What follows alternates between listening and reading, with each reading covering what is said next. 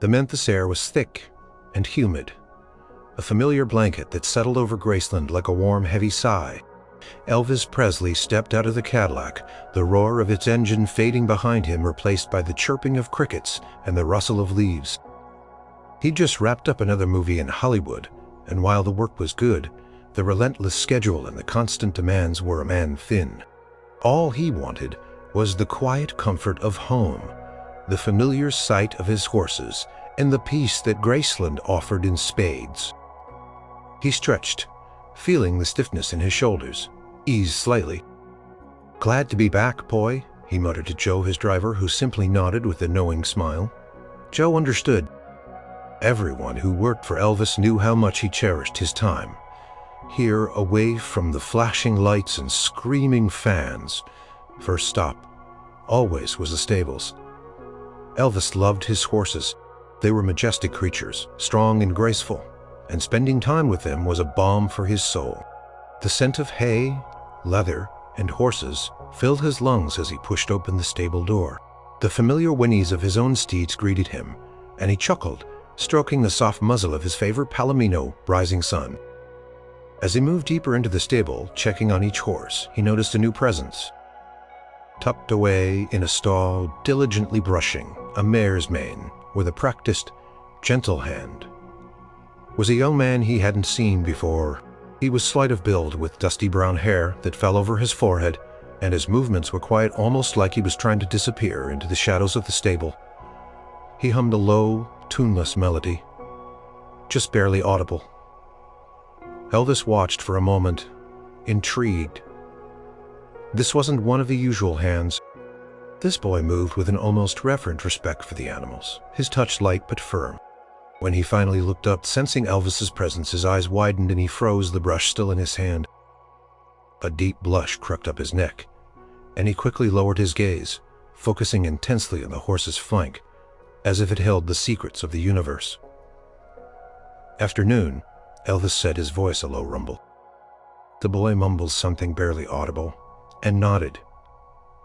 Still not meeting Elvis's eyes, he gripped the brush tighter. He looked to be maybe 17, 18 years old, young enough to be easily intimidated, especially by someone like Elvis Presley.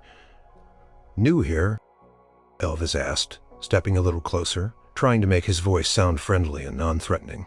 He knew his presence could be overwhelming. The boy finally managed to lift his gaze just for a fleeting second. His eyes were a startling shade of green, like moss after a spring rain, and filled with an almost painful shyness. "Yes, sir," he whispered, his voice cracking slightly. "Just started last week, Thomas, sir." "Thomas," Elvis repeated, a small smile playing on his lips. "Well, Thomas, you seem to have a good touch with these animals. This old girl looks mighty pleased." He gestured to the mare, who indeed seemed to be enjoying Thomas's gentle grooming. Thomas's blush deepened, but a faint, almost imperceptible tremor of pleasure seemed to pass through him. He dipped his head again, mumbling, "Thank you, sir, they're good horses." Elvis decided not to press him further. The boy was clearly uncomfortable. He'd probably been told a million times not to bother the boss, or maybe he was just naturally this shy. But there was something about his quiet devotion to the animals that resonated with Elvis. He saw a kindred spirit there, a shared love that went beyond a mere work. "All right, Thomas," Elvis said, giving the mare one last pat. "You carry on."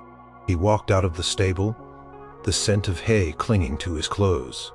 He thought about Thomas. The boy hadn't asked for an autograph, hadn't stared, hadn't tried to engage in conversation beyond the bare minimum. He was just there doing his job, and doing it well. In the whirlwind of Elvis's life, that kind of quiet authenticity was rare and surprisingly refreshing. He made a mental note to spend more time down at the stables, not just for the horses, but for the unexpected calm he found in Thomas's silent company. He wondered what else lay hidden behind those shy green eyes. He had a feeling there was more to Thomas than met the eye, more than just a quiet stable boy, and a part of him. The part that craved real connection was curious to find out. The days that followed saw Elvis developing a new routine. After his morning coffee, before the phone call started ringing off the hook and the demands of his schedule began to pile up, he'd slip out of the mansion and make his way to the stables. He'd tell anyone who asked that he just wanted to check on his horses. And it was true he did. But he also wanted to see Thomas. He observed the young man from a distance, at first pretending to be engrossed in conversations with the other stable hands or simply admiring the horses in the paddocks. Thomas was consistently the earliest arrival and the last to leave. He moved through his tasks with an almost invisible efficiency. Buckets were scrubbed until they gleamed, stalls meticulously cleaned, and the horses always looked impeccably cared for. Truly captivated Elvis, however, were the moments when Thomas thought no one was watching. He would lean against a stall door, talking in a low, soothing voice to a nervous horse, his fingers gently stroking its muzzle. Sometimes, a quiet melody would escape his lips, a soft, wordless tune that seemed to calm the very air around him. It wasn't singing in the grand sense, but more like a hum, a little private lullaby shared only with the animals. There was a profound tenderness in these moments that spoke volumes about Thomas's character. He treated each horse with a unique understanding, as if he could communicate with them on a level no one else could. One sunny afternoon, Elvis found Thomas carefully grooming Rising Sun, the very Palomino Elvis had greeted on his first day back. Thomas was humming softly, his brow furrowed in concentration as he worked on a particularly tangled section of the horse's mane. Rising Sun stood patiently, occasionally nudging Thomas's shoulder with its nose, which Thomas would acknowledge with a gentle pat and another low hum. Elvis walked over, careful not to startle him this time. "She looks like she's enjoying that," he commented, leaning against the stall door, his arms crossed. Thomas's head snapped up, and the familiar blush immediately stained his cheeks. "Mr. Presley," he mumbled, his hand still on the brush. "She's a beauty, isn't she?" Elvis said, stroking Rising Sun's neck. The horse nickered softly, leaning into his touch. "Been feeling a little restless lately? Though anything you've noticed?" Thomas hesitated, nervously shifting his weight. He seemed to debate whether to speak or just offer a polite shrug. Then very slowly he met Elvis's gaze. His green eyes, though still shy, held a clear, observant intelligence. She's Family, said his voice barely above a whisper. "She's used to being out longer in the mornings, and I think she sometimes misses the open fields. She's not one for just circling a small paddock. She likes to run." Elvis raised an eyebrow, genuinely surprised. Most people would have given him a generic answer about a horse being a horse, or maybe a vague comment about the weather. But Thomas had pinpointed something specific, something that suggested a deep understanding of the animal's temperament. He'd never considered that Rising Sun might feel penned in. "She's a spirited one," Sir Thomas continued, gaining a tiny bit of confidence now that he was talking about something he clearly understood deeply. "Her energy builds a longer gallop, maybe, or a good run across the far pasture would settle her. She's strong, sir, strong heart." Elvis smiled, a genuine, appreciative smile. "Strong heart, I like that, Thomas. You really know these horses, don't you?" Thomas looked down again, the compliment, making him shy once more. I spend a lot of time with them, sir," he mumbled. "They tell you what they need if you listen." "If you listen," Elvis echoed, looking at the proud Palomino. He'd always thought he listened, but Thomas seemed to hear things even he missed. This quiet, unassuming boy had an insight that was both refreshing and impressive. Elvis realized then that Thomas wasn't just a stable hand. He was a true horse whisperer, or at least a deeply empathetic soul who understood animals on a profound level. He felt a flicker of something new, not just curiosity but a burgeoning respect for the young man.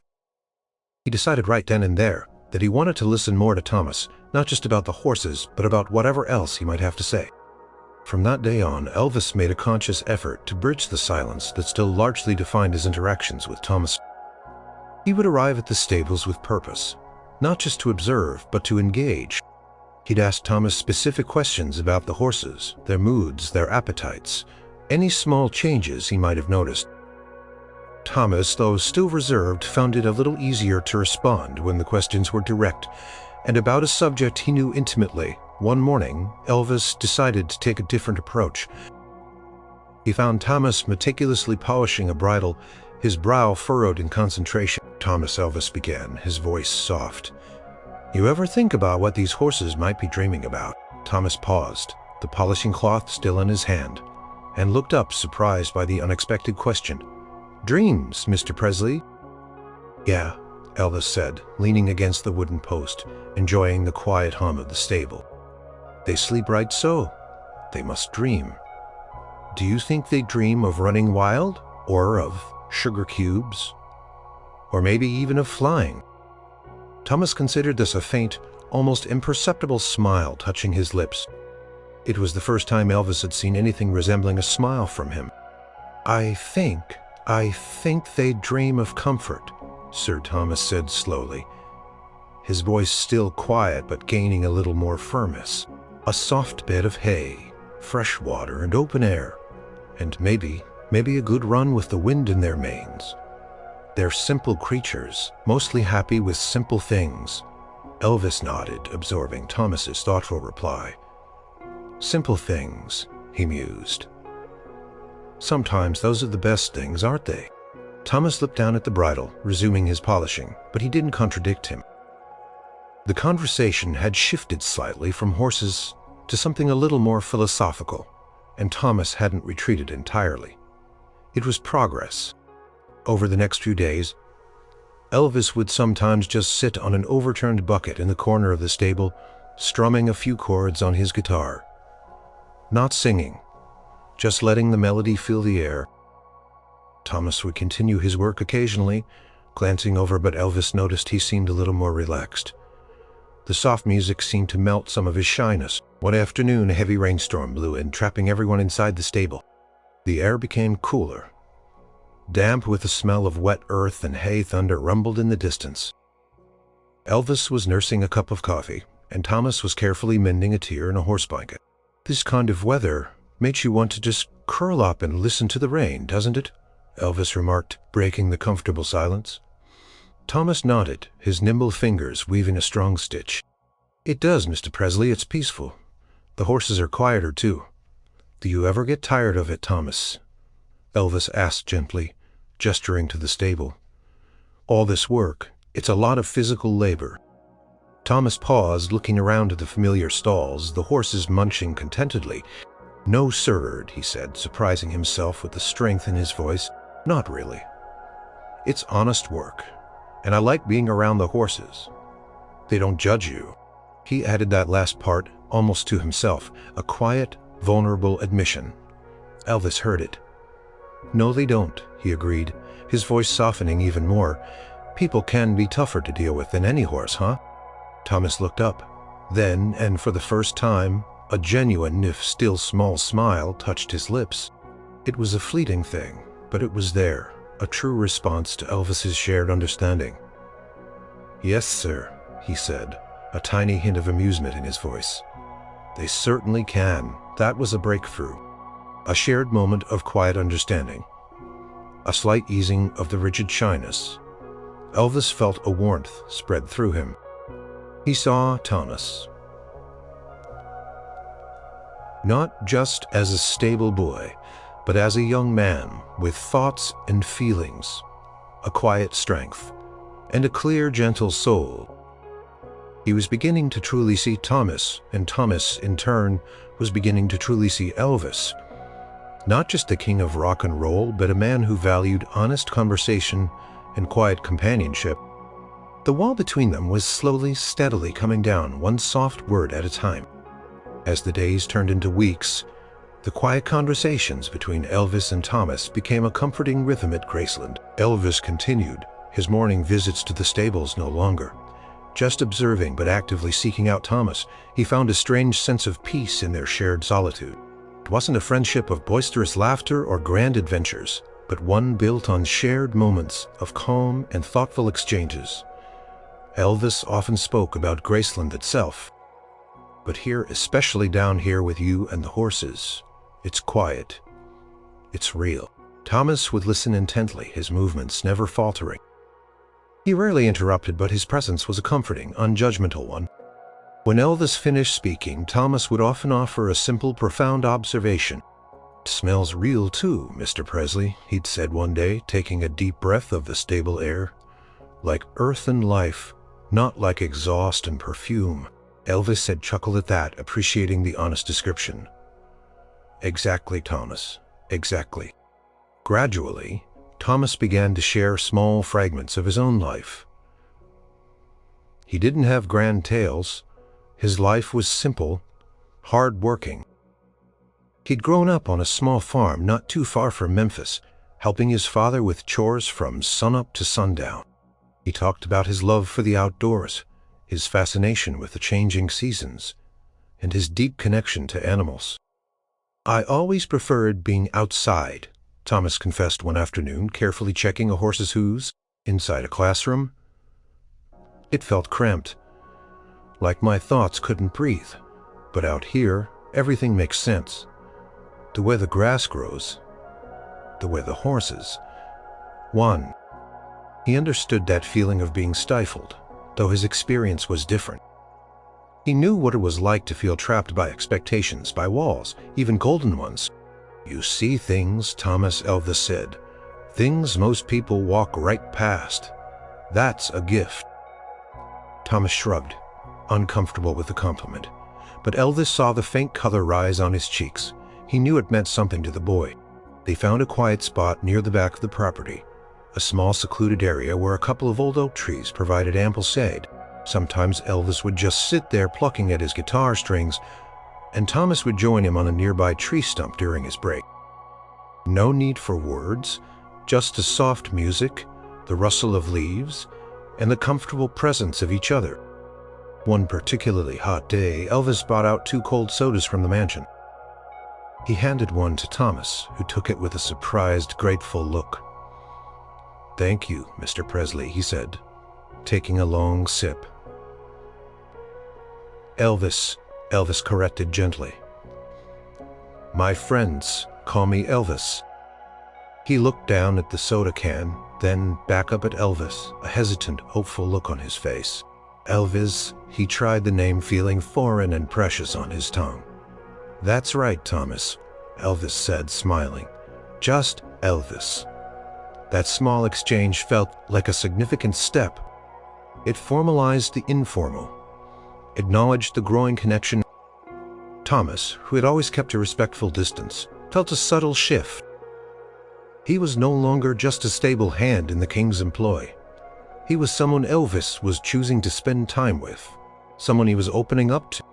And for Thomas, who had always felt invisible, always on the fringes, it was a profoundly moving experience. He saw Elvis not as the unreachable star, but as a man who sought quiet moments, who understood the peace of simple things, and who, just like Thomas, found solace in the gentle rhythm of life at Graceland.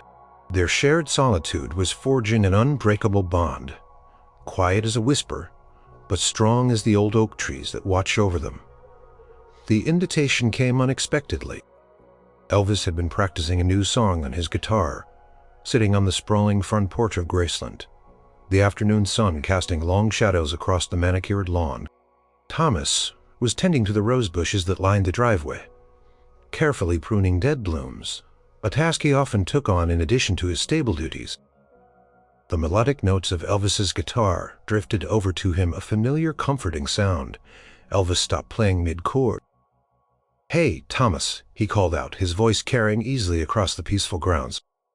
Thomas looked up, startled, a pair of pruning shears in his hand. He rarely heard his name called from the mansion itself. "Come on up here for a minute," Elvis said, gesturing with his guitar. "I want to try something out." Thomas hesitated, a ripple of nerves going through him. He was used to the stables, to the back of the property, to his place as a worker. Stepping onto the porch, into the very heart of Elvis Presley's home, felt like crossing an invisible boundary. But Elvis's invitation was warm, genuine. Slowly, Thomas walked towards the mansion, feeling acutely aware of the dust on his jeans and the dirt under his fingernails. He stopped a respectful distance from the porch steps. "Come on, don't just stand there," Elvis encouraged, patting the empty spot on the swing next to him. "Have a seat." Swallowing hard, Thomas ascended the steps, his work boots sounding unusually loud on the polished wood. He sat gingerly on the swing, keeping a small gap between himself and Elvis. He felt a nervous flutter in his stomach. He was sitting with Elvis Presley, the biggest star in the world, on his porch. "I've been working on this tune," Elvis said, strumming a few soft chords. "It's for the new movie. It's a quiet one, not a rock and roll song, you know. More of a ballad sometimes. Those are the hardest to get right." He began to play, his voice a low, rich baritone weaving a story of longing and hope. It wasn't the powerful, hip-swiveling Elvis the world knew. This was a softer, more introspective Elvis, pouring his heart into the melody. Thomas listened, utterly captivated. He'd heard Elvis's songs on the radio, of course, but never like this raw, unplugged, just a man and his guitar. It was beautiful, haunting, and incredibly personal. When Elvis finished, the last note lingering in the air, a comfortable silence settled between them.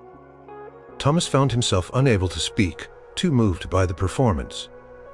He just sat there, breathing in the moment. Elvis looked at him, a questioning look in his eyes. "So, what do you think?" Thomas finally found his voice. "A little shaky." "Beautiful, Elvis. Truly, it made me feel hopeful and a little sad." All at once, Elvis smiled, a genuine, pleased smile. "That's what I was going for. You got it sometimes. People just want to feel something real, you know." "Yes," Thomas whispered. "I know." Elvis then asked him about the roses, about how they were doing, about what plants thrived best in the Memphis heat. He spoke not as a boss, but as a curious friend. He even showed Thomas some photos of his dogs, telling him funny stories about their antics. He talked about his mother, about his hopes for the future, about the simple pleasure of a good meal. Thomas, slowly, hesitantly, began to relax. He found himself talking more openly than he ever had before about the subtle changes in the garden, about the way certain flowers bloomed better in the morning sun. He saw Elvis, not the icon, but the man, warm, kind, surprisingly humble, and genuinely interested in the quiet world around him. He wasn't performing. He was simply being himself. As the sun began to dip below the horizon, casting the porch in a golden glow, Thomas knew he had to get back to the stables. I should get back to work, Elvis," he said, standing up. "All right, Thomas," Elvis said, standing with him. "Thanks for listening and for the garden report." He clapped Thomas gently on the shoulder. "Anytime you want to hear me butcher a song, you just let me know." Thomas chuckled, a sound that was still rare, but growing more natural. "You don't butcher anything, Elvis, you make it soar." Walking back towards the stables, the scent of blooming roses and distant hay in the air, Thomas felt a profound sense of wonder. He'd spent an afternoon talking, laughing, and listening to Elvis Presley, not as a fan, but as an invited guest, a friend. He had seen a glimpse behind the veil of fame, and what he saw was a man who, despite all the noise and adoration, still found joy in simple things, and who perhaps, like Thomas himself, sometimes longed for quiet connection. It was a day he knew he would never forget, a moment that had etched itself into his heart. One sweltering afternoon, the heat was so intense that even the horses seemed sluggish. Elvis, finding refuge from the sun in the shaded part of the stable, noticed Thomas sitting on a hay bale during a brief break, not quite resting but intently focused on something in his lap. Thomas had a small, worn leather-bound book in his hands, and a pencil. His brow was furrowed in concentration, his head tilted to the side, curiosity piqued. Elvis casually walked over. "Taking notes, Thomas?" he asked, his voice light. Thomas jumped, startled, and immediately slammed the book shut, tucking it under his arm as if it were a forbidden treasure. His face flushed a fiery red. "No, Elvis, just nothing." Elvis smiled gently. He knew that reaction. He'd seen it countless times in himself and others when something personal was discovered. "Come on, Thomas," he coaxed softly. "Don't tell me it's nothing if you're guarding it like a pot of gold. What are you doing? Doodling?" Thomas hesitated, glancing from the book to Elvis's face, trying to gauge if he was being teased or genuinely asked. Elvis's expression was open, warm, and curious. Slowly, reluctantly, Thomas held out the book, not quite opening it, but offering it. "May I?" Elvis asked, taking the book carefully. It felt well-loved, its covers soft from years of handling. He opened it to a random page. Inside, in charcoal and pencil, were detailed, stunning sketches of horses. Not just any horses. These were the horses of Graceland, captured with incredible accuracy and depth. There was rising sun, her mane flowing, her eyes alive with spirit. There was the old mare, portrayed with a gentle wisdom in her gaze. Thomas had captured their individual personalities, their muscle structure, the very texture of their coats. One sketch showed a mare nuzzling her foal, the tender bond evident in every line. Another depicted a horse mid-gallop, its powerful legs stretched out, dust rising behind it, an astonishing sense of movement rendered on the page. Elvis flipped through more pages, each one a testament to Thomas's immense talent. The drawings weren't just good, they were exceptional. They spoke of hours of observation, of a keen eye, and a steady, skilled hand, and the passion was evident in every stroke. "Thomas," Elvis said, his voice filled with genuine awe, These are incredible. This is really your work." Thomas, watching Elvis's face intently, nodded shyly, his eyes still wide. "Yes, Elvis. I like to draw them when I have a moment." "Like to draw them?" Elvis repeated, shaking his head slightly. "Thomas, this isn't just liking to draw them. This is art, serious art. You got a real gift, boy, a true talent." Thomas's blush deepened even further, but this time there was a subtle tremor of pride in his shoulders. He hadn't expected such a reaction. He usually kept his sketches hidden, fearing they weren't good enough or that people would find them silly for a stable boy to be doing. "Have you ever shown these to anyone?" Elvis asked, still mesmerized by a particularly striking sketch of a horse drinking from a trough, its reflection shimmering on the water's surface. "No, sir, just you," Thomas admitted quietly. "Well, you should," Elvis said, looking up, his eyes serious. "You really should. This is something special, Thomas. You could do something with this, maybe even sell them. People would pay good money for these." Thomas looked shocked. The idea of anyone paying for his quiet sketches was beyond his comprehension. "Oh, no, Elvis, they're just for me." "But they don't have to be," Elvis insisted gently. "If more people could see these, you've captured the soul of these animals. That's not just a hobby, Thomas, that's a calling." He carefully closed the sketchbook and handed it back to Thomas, his fingers brushing against the worn leather. "Don't hide this light under a bushel, Thomas. This is something to be proud of." Thomas clutched the sketchbook to his chest, his mind reeling. Elvis Presley, the king of rock and roll, thought his sketches were incredible. He thought he had a talent, a gift. It was a revelation. He'd always just drawn because he had to, because the images of the horses filled his mind and demanded to be put on paper. To have someone, especially someone as important as Elvis, see value in it was a feeling unlike anything he'd ever experienced. It was a warmth, a surge of quiet validation that settled deep within his usually shy heart. He suddenly felt a flicker of courage, a seed of possibility that he'd never dared to dream of before. The next few days saw a subtle shift in their interactions. Elvis, now aware of Thomas's hidden talent, often brought it up, asking if he'd drawn anything new, or encouraging him to sketch a particular horse. Thomas, still shy about his art, would sometimes leave a finished sketch carefully placed on Elvis's bedside table or on the dashboard of his car, a silent offering of his work. Elvis would always acknowledge them with a genuine thank you, sometimes even a hug, which Thomas found both thrilling and incredibly awkward. One afternoon, however, Elvis arrived at the stables looking distinctly unlike himself. His usual playful energy was absent, replaced by a weary frown. His eyes, usually bright, seemed clouded with a deep fatigue. He barely greeted the horses, simply slumped onto a hay bale, running a hand through his hair. Thomas, who was cleaning out a stall, immediately noticed the change.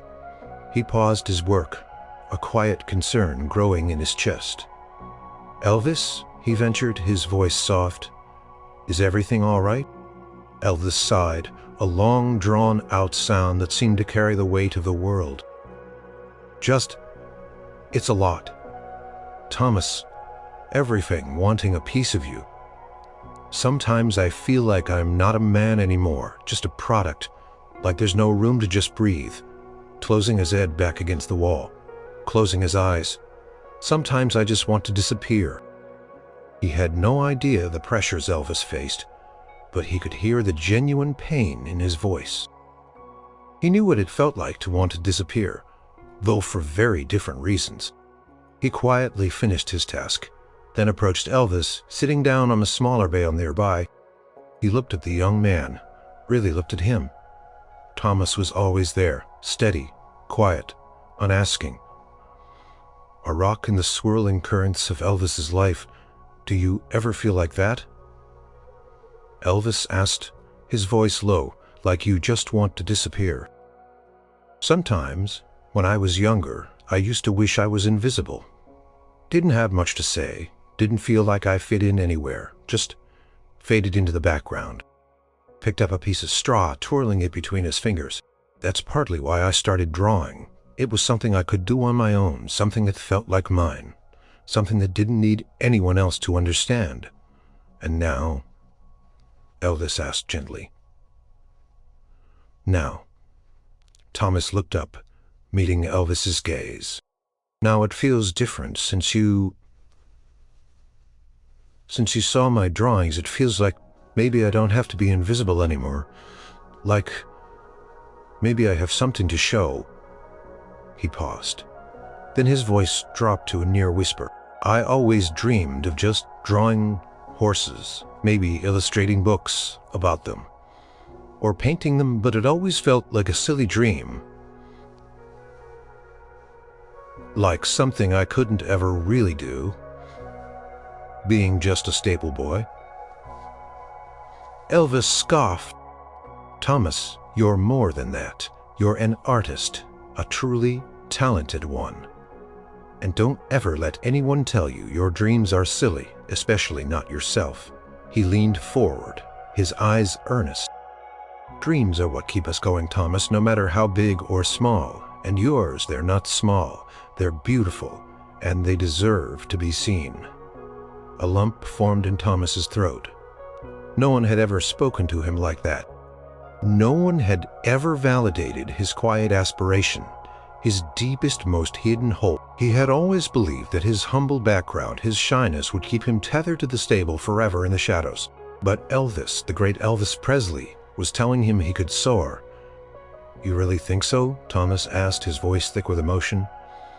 "I know so," Elvis said firmly. "You have to believe in yourself, Thomas, just like I have to remember to believe in myself, even when the world gets too loud. We all have our own pressures, don't we? And our own dreams." He clapped Thomas on the shoulder, a gesture of deep camaraderie. "You just keep drawing those horses. They're lucky to have you, and so is the world if it ever gets to see them." In that moment, amidst the familiar scent of hay and horses, a profound bond solidified between them. Elvis, the superstar, had shown his vulnerability, and Thomas, the shy stable boy, had opened up his heart and his secret dream. They understood each other in a way few others could, two souls from vastly different worlds, finding solace and strength in their shared humanity and quiet understanding. The unusual friendship between Elvis Presley and his stable boy Thomas hadn't gone entirely unnoticed. While most of the Graceland staff were used to Elvis's eccentricities and generally respected his privacy, there were always those who watched, and some who judged. Colonel Tom Parker, Elvis's manager, was one of them. Though rarely at Graceland, when he did visit, his shrewd eyes missed nothing. One afternoon, as Elvis and Thomas were laughing quietly over a particularly stubborn horse that had managed to get its head stuck in a fence, Colonel Parker arrived. He stood at the stable entrance, a cigar clamped between his teeth, his expression unreadable. He watched them for a moment, then cleared his throat loudly. Elvis turned, his smile fading slightly as he saw the colonel. "Colonel," he greeted, his voice losing some of its warmth. Elvis Parker rumbled, his eyes briefly flicking over Thomas, who immediately straightened up, his face flushing and eyes dropping to the ground. "A word, if you please." Elvis nodded, giving Thomas a reassuring glance. "Be right back, Thomas." He followed Parker a short distance away, out of immediate earshot, but Thomas could still make out the low murmur of their voices. He tried to focus on his work, but his ears strained to hear. "Son," Parker began, his voice barely above a whisper but sharp as a razor. "I've noticed you've been spending a considerable amount of time down here, and with that boy." He gestured subtly towards Thomas. "He's just a stable hand, Elvis. It's not fitting people talk. It's not a good look for the king of rock and roll to be chummy with the help. Looks unprofessional and, frankly, a little peculiar." Elvis's jaw tightened. Parker often tried to control his image, his friendships, everything. "He's Thomas, Colonel," Elvis said, his voice low and dangerous. "And he's a good kid. A friend. He's got a pure heart and he knows these horses better than anyone. And he's an incredible artist if you bother to look beyond your narrow view of fitting in. Artist. He cleans horse dung, Elvis." Parker scoffed, a sneer on his face. "You're Elvis Presley? You have important people to socialize with, important decisions to make, not wasting your time with stable boys." "He is not just a stable boy, Colonel," Elvis retorted, his voice rising slightly, a flicker of his famous temper showing. "He's more real than half the phonies I meet in Hollywood. He's honest, hard-working. And he sees things for what they are, and he doesn't want anything from me. Unlike most people." He took a step closer to Parker, his eyes blazing. "And who I spend my time with is my business, not yours. He's my friend. Understand?" Parker's face remained impassive, but he could sense the steel in Elvis's voice. He knew when to back down, at least outwardly. "Just advising you, son, for your own good perceptions matter." "I don't care about perceptions when it comes to real people, Colonel," Elvis said, his voice flat. He turned his back on Parker and walked back towards Thomas, leaving the colonel fuming. Thomas, though he hadn't heard every word, had caught enough. Stable boy, not fitting, peculiar. The words stung, confirming his deepest fears that he was out of place, an unwanted presence. He felt a fresh wave of shame wash over him, and he instinctively retreated, preparing to make himself scarce. But then Elvis was there, standing in front of him. He didn't say anything at first, just looked at Thomas, his eyes filled with a deep kindness and understanding. He reached out and placed a hand on Thomas's shoulder, a firm, reassuring squeeze. "Don't you pay that no mind, Thomas," Elvis said, his voice gentle but resolute. "You hear me? You're a good man and a good friend. Don't let anyone, especially not someone who only cares about looks, make you feel less than you are." Thomas looked up, his green eyes wide and vulnerable. He saw the genuine anger in Elvis's eyes that had been directed at Parker, and the protective warmth that was now directed at him. Elvis had stood up for him. He had defended their friendship openly and without hesitation. In that moment, Thomas felt a surge of loyalty, a profound gratitude that settled deep in his core. He wasn't just a stable boy anymore. He was a friend, valued and defended by someone who truly mattered. The sting of Parker's words faded, replaced by the overwhelming warmth of Elvis's unwavering support. He knew then with absolute certainty that his bond with Elvis was something truly special, something worth protecting. The news had been buzzing around Graceland for weeks. Elvis was preparing for a major tour. It was a bittersweet time. The excitement of new performances mixed with the familiar melancholy of leaving home, leaving the quiet sanctuary he had found. As the departure date loomed closer, Elvis spent more and more time at the stables. He knew these quiet moments with Thomas would be scarce for a long while.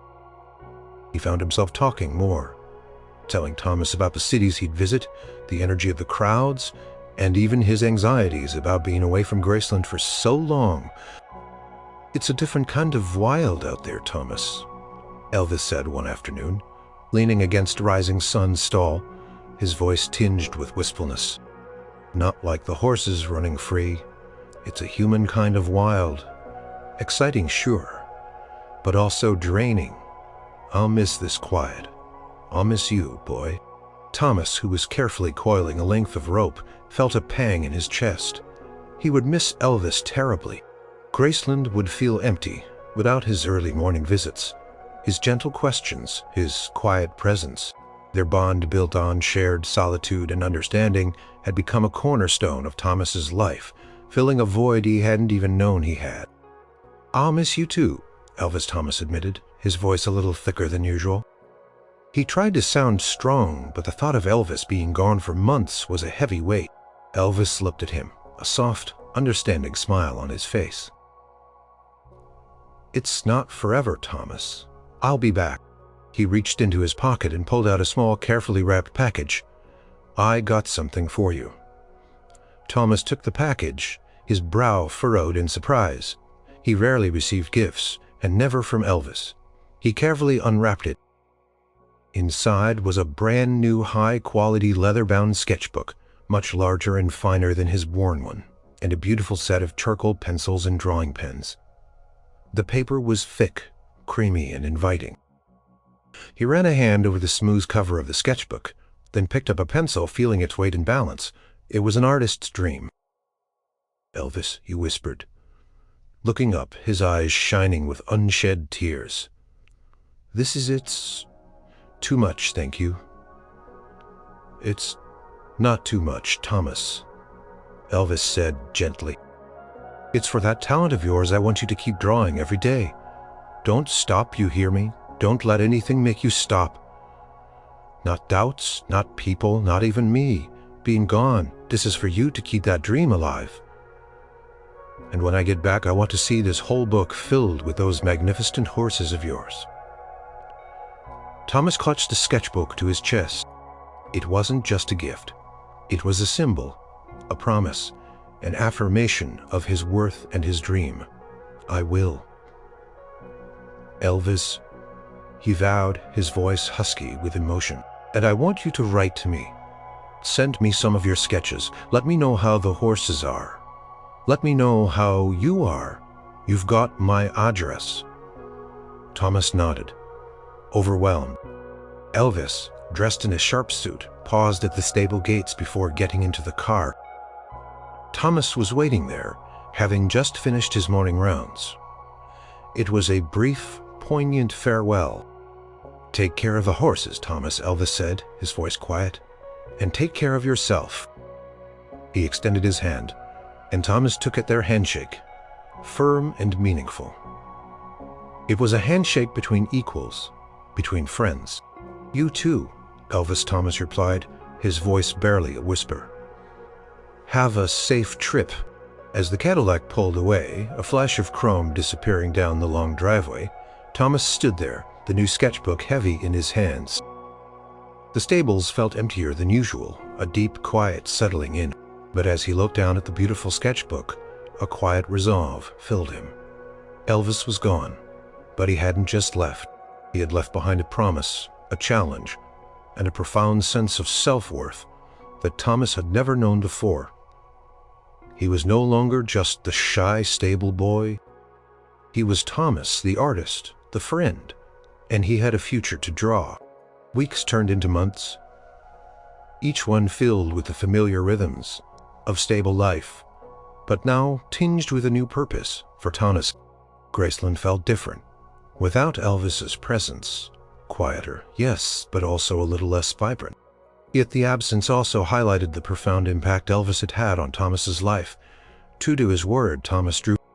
He filled the pages of the new sketchbook with incredible speed and passion. The horses became his muses, their powerful forms and gentle spirits pouring out onto the paper. He sketched them, eating, sleeping, running in the pastures, their eyes conveying emotion, their muscles flexing with power. Each stroke was an act of dedication, a silent conversation with the animals he loved, and a tribute to the friend who had seen him. He also started writing letters. Simple, heartfelt messages about the horses, about the changing seasons, about the quiet life at Graceland. And with each letter he enclosed a new sketch, carefully folded. He'd addressed them to Elvis Presley, C.O. Colonel Parker, feeling a thrill of nerves and excitement each time he dropped them in the mailbox. Weeks later, a letter arrived back, a thick envelope with a return address from a distant city.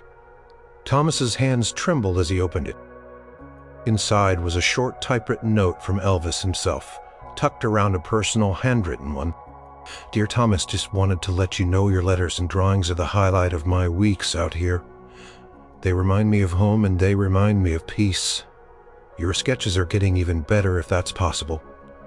The one of rising sun at sunset, breathtaking. Keep them coming, boy. You're doing great, miss, you and the quiet of Graceland. Be home before you know it.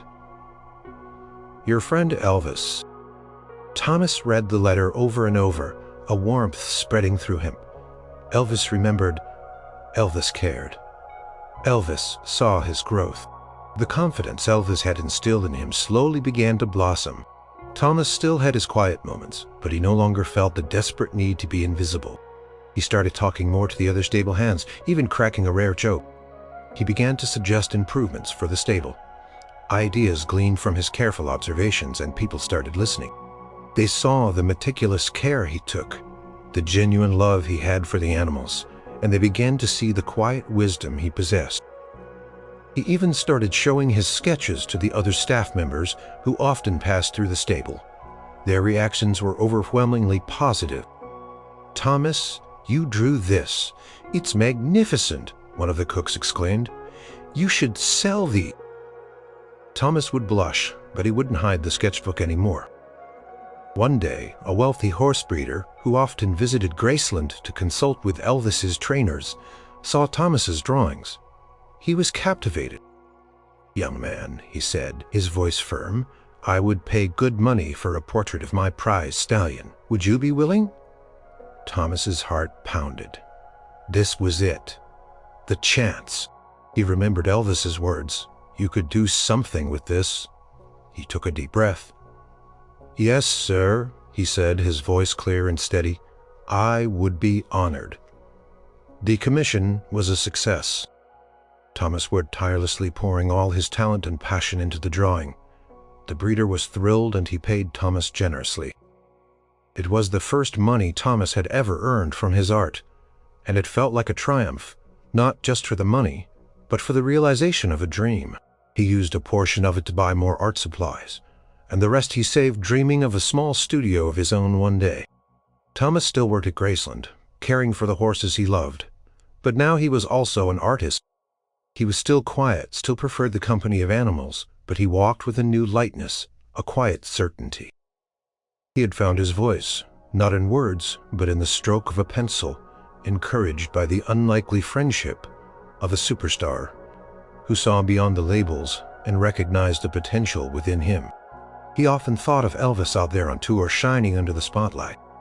And he knew that whenever Elvis returned to Graceland, Thomas would be there, a changed man, a man who had finally learned to step out of the shadows, all thanks to the quiet conversations and unwavering belief of his extraordinary friend.